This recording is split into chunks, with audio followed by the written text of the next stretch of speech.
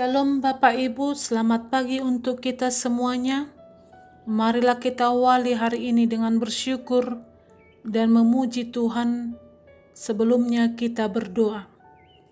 Terima kasih Tuhan buat kebaikan-Mu yang kami rasakan hingga pagi hari ini.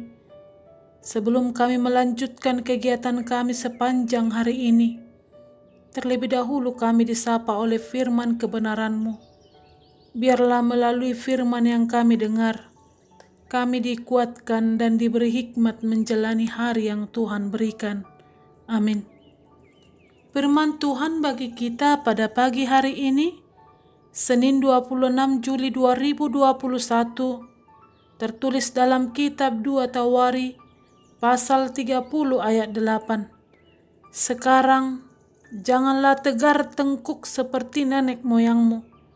Serahkanlah dirimu kepada Tuhan dan datanglah ke tempat kudus yang telah dikuduskannya untuk selama-lamanya, serta beribadahlah kepada Tuhan Allahmu, supaya murkanya yang menyala-nyala undur daripadamu. Demikian firman Tuhan. Saudara yang terkasih dalam Yesus Kristus, saat kita mendengar kata tegar tengkuk, pasti muncul di benak kita bagaimana sikap seseorang yang keras kepala, tidak mau menurut, dengan kata lain, tidak taat, tidak setia, dan tidak mau peduli. Pribadi yang demikian pasti kurang bersahabat bagi siapa saja. Istilah tegar tengkuk ini dipergunakan dalam Perjanjian Lama sebagai sebutan untuk menjelaskan kedegilan hati umat Israel pada zaman Musa. Berkali-kali Tuhan menunjukkan penyertaannya secara nyata.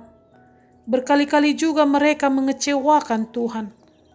Di saat Tuhan mengeluarkan mereka dari perbudakan Mesir, mereka justru curiga bahwa Tuhan akan membinasakan mereka di padang gurun. Bilangan 11 ayat 5. Demikian juga ketika mereka sudah tinggal di Kanaan, mereka tidak lagi menuruti perintah Tuhan.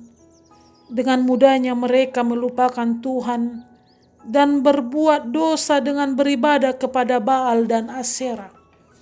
Saudara yang terkasih dalam Yesus Kristus, sendengkan telingamu. Ini ajakan dan bisa juga disebut perintah agar berubah dari tegar tengkuk kepada hati yang mau mendengar dan menuruti apa yang dikehendaki oleh Tuhan. Kata ini merupakan ajakan dari Raja Hizkia agar seluruh umat Israel bersama-sama menuruti Taurat dan datang beribadah ke Bait Allah. Jika mereka meneruskan kedegilan hati dan tidak setia kepada Tuhan, maka telah tersedia hukuman yang menyala-nyala.